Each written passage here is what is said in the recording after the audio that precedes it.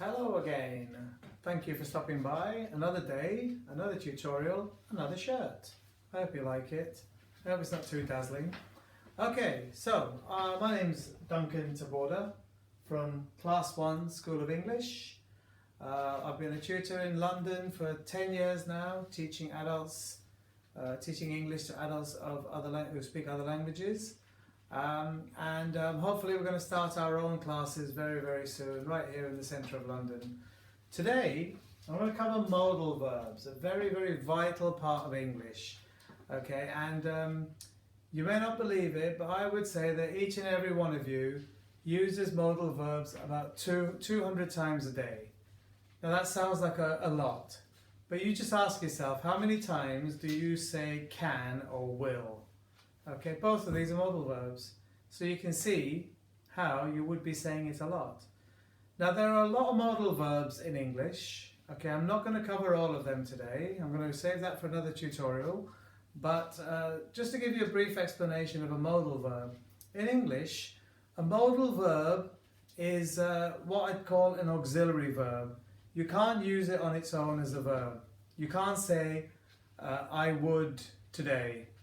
I would him, I can that, okay? You have to use it with another verb.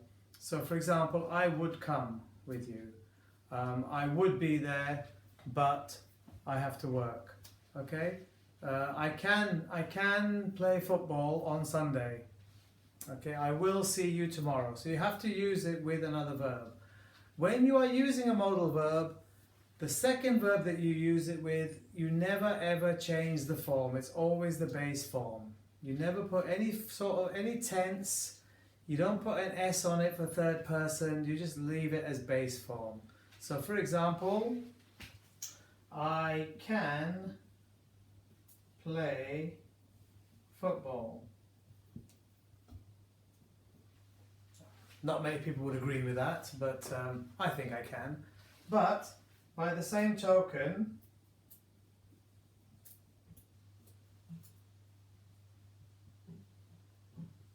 okay, he can play football. Usually when we're speaking in the present tense about third person, he, she or it, we would put an S on the end of play. So I play football, he plays football. But when you're using the modal verb can, it doesn't change. It's exactly the same, okay? So that's how we would use a modal verb. You'd use it with another verb. And the second verb that you're using is always in base form, okay? Right, I'm going to just focus on four modal verbs today. I mentioned can, and I mentioned will, and I'm also going to talk about would and must, okay? The thing with modal verbs in English is when you use a modal verb, you signify uncertainty in some way. So even if I use this one, must, which is an instructive modal verb, it's I'm telling you what you need to do, what you have to do, but there's still no certainty that you'll do it.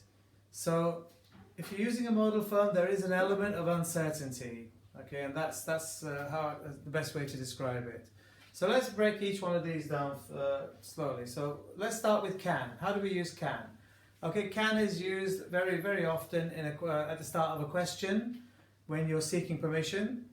Can I come and see you tomorrow? Can I meet you at some time? Can I sit here? Okay, so it's when you're seeking permission. It's also when you're telling somebody that you are able to do something. So I can work that shift for you. I can give you a lift tonight.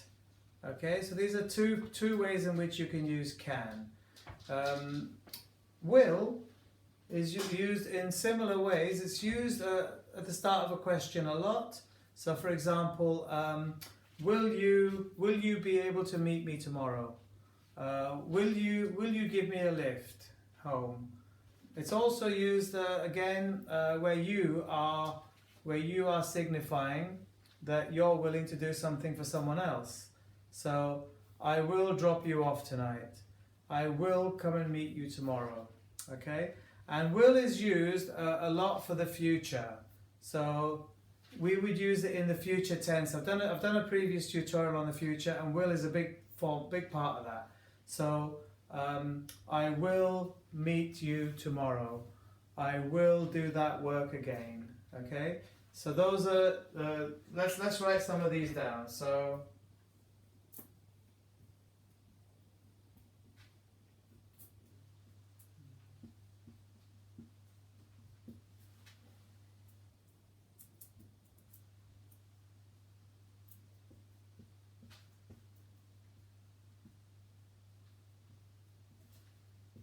now the thing with will is, even though it does signify the future, in English, when we use it at the start of a question, there are times when we're not talking about the future. We're just asking somebody if they're able to do something for us. So, for example, will you lend me some money? Okay, I'm not actually saying, will you lend me some money in the future? I actually want it now, but to be polite, I would say will. Okay. So it doesn't always signify the future, will. It can be used for courtesy as well. Okay. Would. Now, would is a very, very significant part of English. Okay. And it's used a lot in different ways. So it's really is useful to get used to this. So would, again, at the start of a question. All modal verbs can be used at the start of a question. Okay. A little bit more polite way of saying will. So would you please help me with this, rather than will you help me. It can also be a more formal way of doing it. Okay, so would you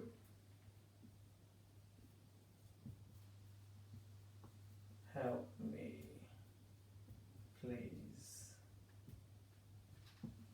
Okay. It's also used very much to signify a condition.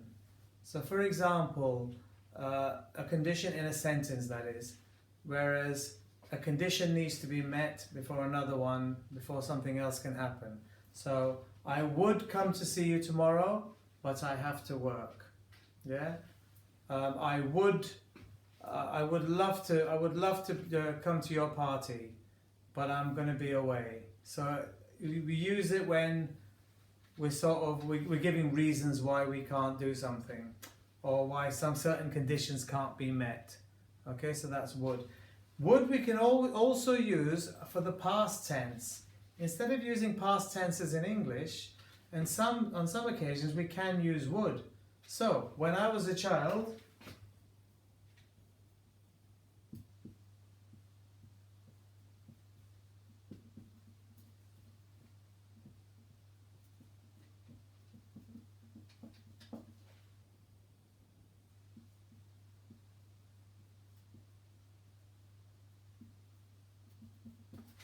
alright, so when I was a child, I would visit my friend every day. I could have also said, I visited my friend every day. But as you can see, I've used would. So it's a very versatile modal verb. So you could use it for the past as well. Okay, we use it quite a lot when we use conditionals in English. Let me explain.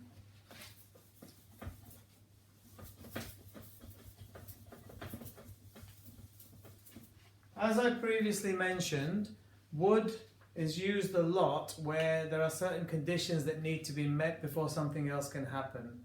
So if I give you an example, if I won the lotto, I would buy a big house. So as you can see here, the condition that needs to be met is I need to win the lotto, and then I would buy a big house. So again, there's no certainty there, and this has to be done first. Okay, so would, fantastic modal verb to use. Try and use it in all the different contexts that I've explained. And then the last one that I was going to do for today was must. Now,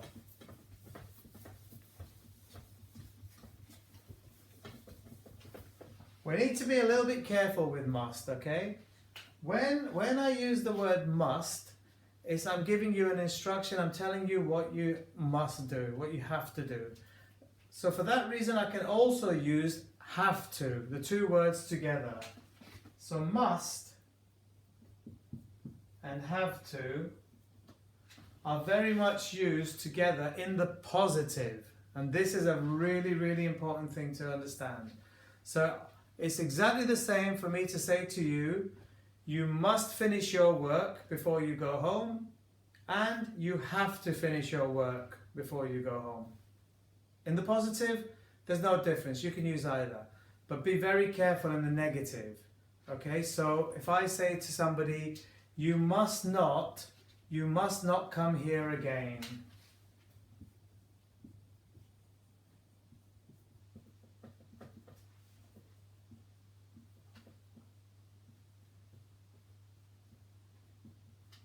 I'm giving a very firm instruction, okay, that I do not want them to visit, but as you can see, it's in the negative.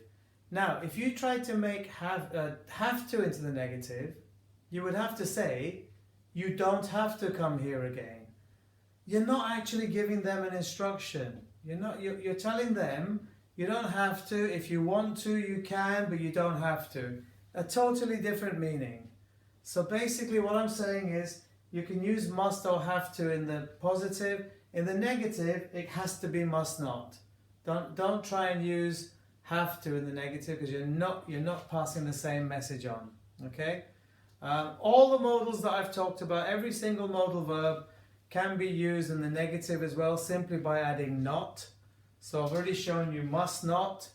Cannot is a little bit unusual because we don't write it as separate words. So cannot, we write as one word, we join it together, okay? But the others, two words, so would not. Whoops. Would not, will not. Yeah? I would not have done that if this had happened. Okay? I will not be coming to your house tomorrow. So they can all be made into the negative by using the word not. Okay? A lot of verbs in English you cannot do that. Apart from modal verbs, the verb to be, the verb to have, and the verb to do, to make it negative, you have to use didn't or don't. You have to use the verb to do. I'm going to come to that in a future tutorial. But with all modal verbs, you can make it negative by using not. Okay? So basically that has been can, will, would, and must. There are lots more modal verbs. I will be uploading a list onto my YouTube channel, which hopefully you can then print off and have there. As I keep mentioning, it's a brand new channel. I am still getting to grips with it, but I will have all this stuff on there for you. So if you've enjoyed what you've heard today, why not subscribe to my channel? It's free. I'm going to try my best to keep it subscription